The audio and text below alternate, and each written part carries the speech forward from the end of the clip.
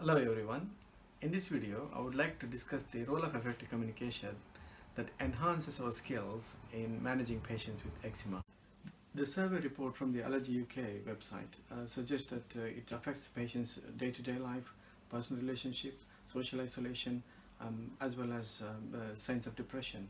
It's fairly obvious that eczema doesn't just affect the patient's skin condition, it also affects their overall quality of life. The first step in the communication is to test our patient's knowledge during consultation time.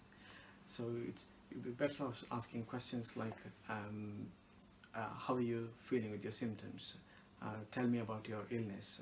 The open-ended questions will help us to understand the patient's knowledge as well as to identify the illness or the treatment effects.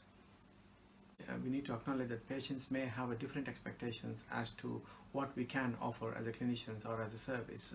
So it could be about testing the patient's knowledge about the information that they've read about, or it could be their expectation of the consultation outcome or the investigations or treatment. So it's important to understand those differences in order to come to a mutually agreed goals. One of the hardest part of the consultation is to recognize our patient's emotions and acknowledging it. As clinicians, we need to understand that it's a busy clinic with a limited consultation time, but managing eczema, it's not about managing the skin condition. It can be emotionally draining for our patients, so it's important to take an empathetic approach, probably by making statements like, I can only imagine how it feels to you, and I'm really sorry that you're going through these symptoms.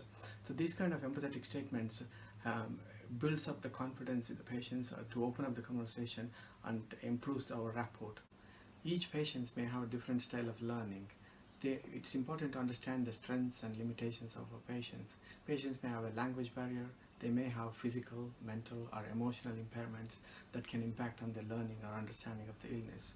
So it's important for us as a clinicians to make sure to keep the information simple, provide the information in their own language, avoid any kind of medical jargons, or provide some useful tips. For example, for use of emollients, you could say use the rule of 4R.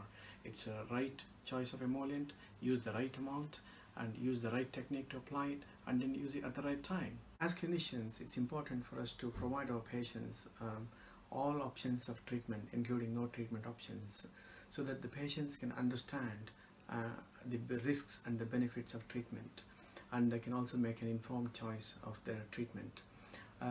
So being realistic could be clarifying the patient's doubts. For example, is my eczema going to be cured by the emollients?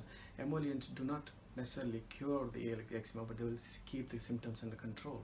Some of the information, if you're not sure, you always tell the patients that you would check and get back to the patients. Asking our patients to feedback, for example, how is it going for you?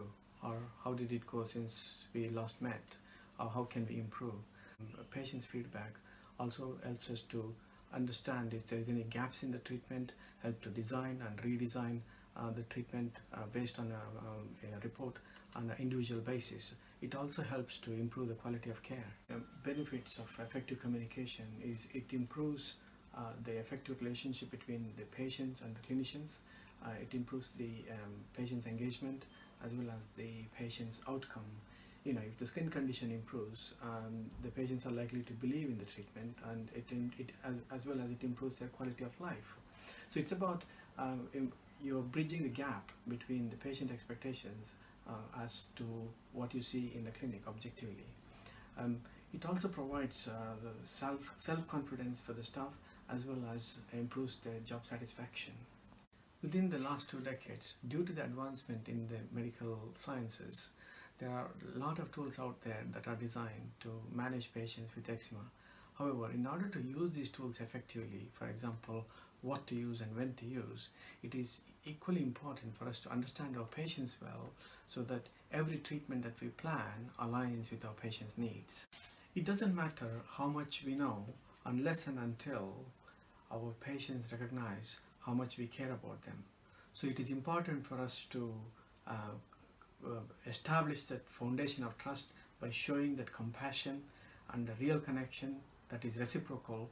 We are caring for someone that helps to rejuvenate your love of medicine and why we do it, so there is resilience and empathy that flows both ways.